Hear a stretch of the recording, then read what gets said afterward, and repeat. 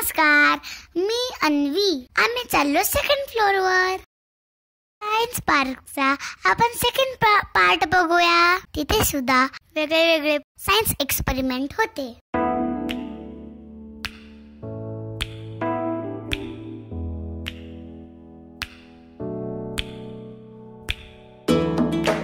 बघा मी कशी गायब झालीये.